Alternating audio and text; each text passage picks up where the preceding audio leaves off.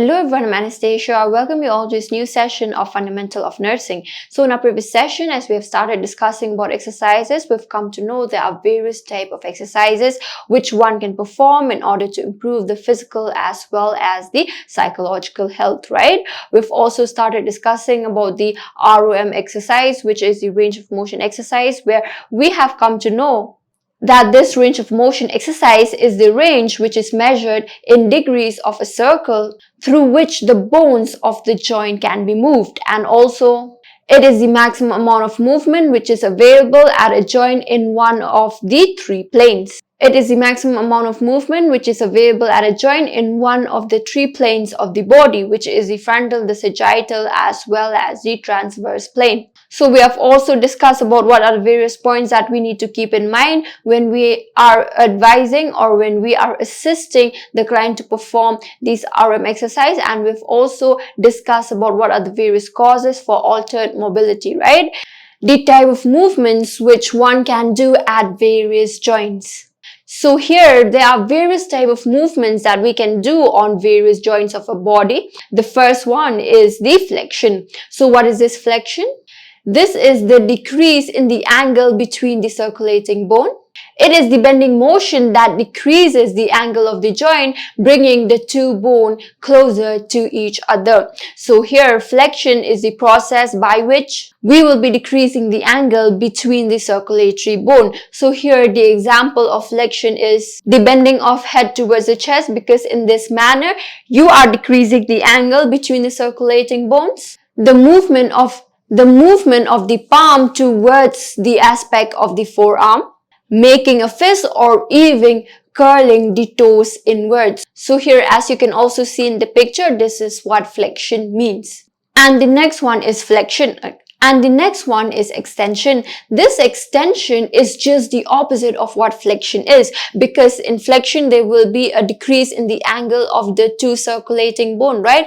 Whereas in flexion, instead of flexing, you will be straightening, or we can say you will be extending the joints. So because of this extension, there will be an increase in the angle between the two circulating bones, which is often used in order to restore the part of the body to the anatomical position after it has been flexed. So here you will be seeing that there may be some clients where we will be asking them to perform this flexion and extension as an exercise, whereby we will tell them to flex and extend, flex and extend.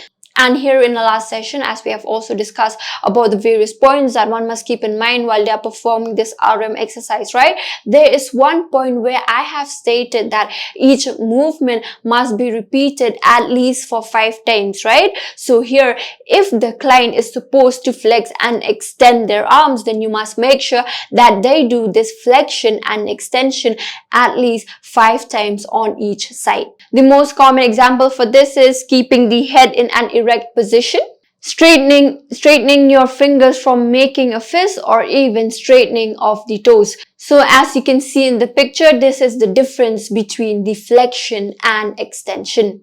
And the third one is the hyperextension. So this hyperextension is the process by which the joint will be extended beyond the anatomical position. As you can see in the picture, this is what hyperextension is. Now moving on to the fourth one, which is the abduction.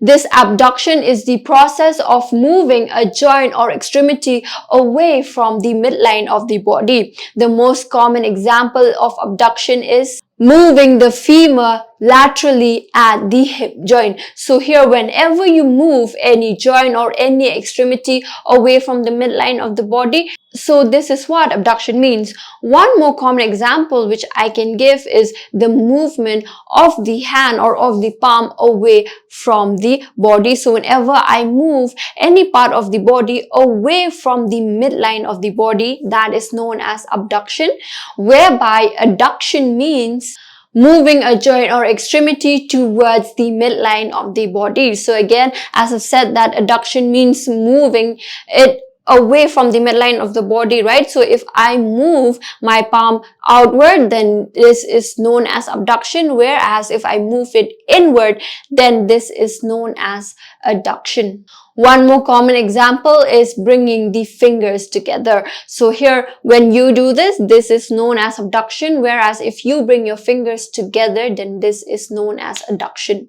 And the next one is the circumduction. So this is the process of moving a body part in widening circles. And this commonly occurs as a result of the continuous sequence of flexion, extension, abduction, and adduction. The most common example for this is moving the humerus in circle at the shoulder joint. And the next one is rotation. So here from the name itself, you can get an idea, right, of what do we mean by this rotation. Here, a bone will be revolving around its own longitudinal axis. The most common example for this is the rotation of the head. Here there are also two types of rotation, that is the internal rotation as well as the external rotation. The internal rotation is the process of turning a joint or an extremity on its axis towards the body midline. For example, turning the foot or leg towards the other leg, whereas the external rotation is the process of turning a joint or an extremity on its axis away from the body midline. And the most common example for this is turning the foot and leg away from the other leg. So here, if the leg rotation is done towards the body midline, then it is known as the internal rotation, whereas if it is done away from the body midline, then it is known as the external rotation. The next one is supination. So this is the process of turning the body or the body part to face upward, and the supination can occur, and the supination is either a position of the forearm or the foot.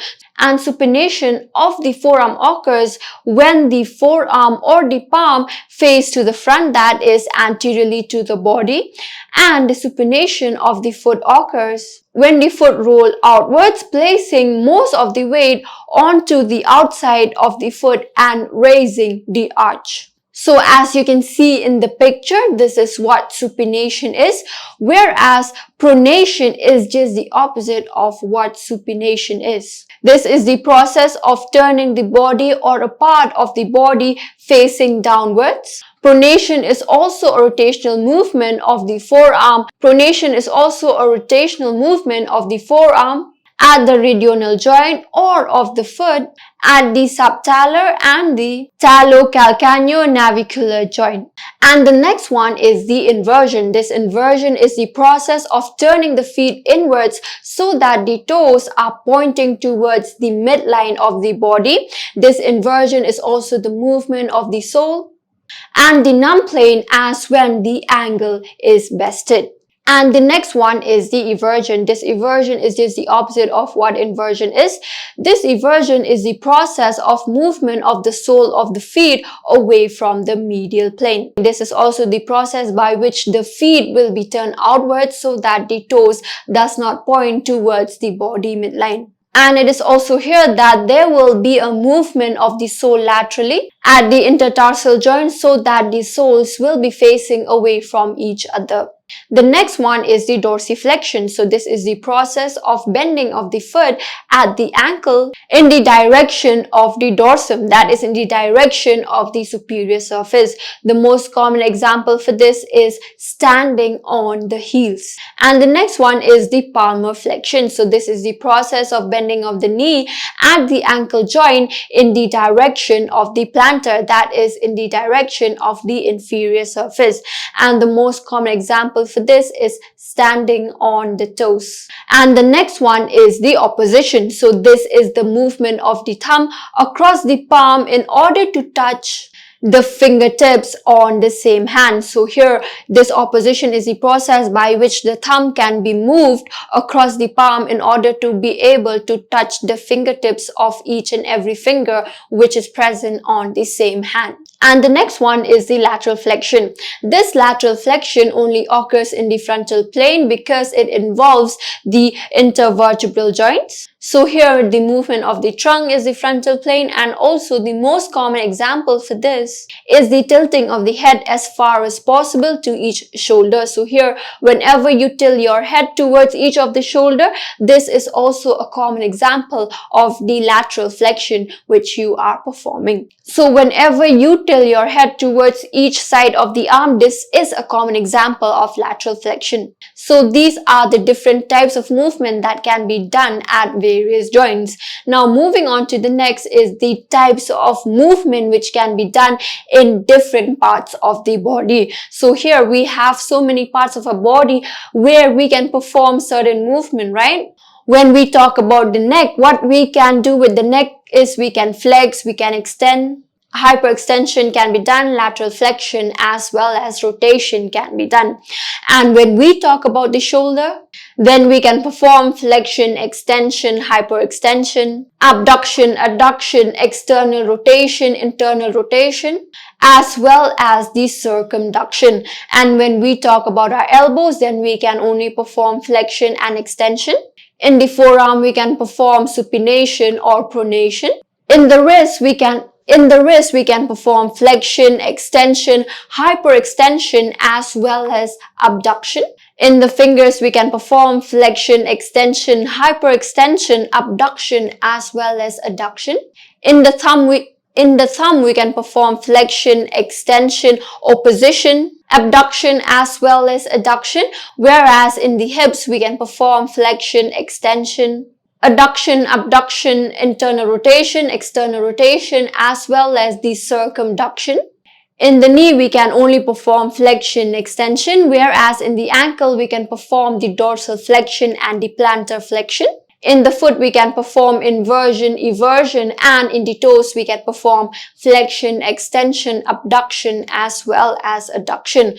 So these are the various types of movement which you can do in different parts of your body. So now we have come to the end of this session, whereby in today's session, we have discussed about the various types of movement which you can perform at various joints, as well as the types of movement which you can perform in different parts of your body. So I hope you have got a clear understanding of this topic. I will be meeting you in another session. Until then, have a good day. Thank you.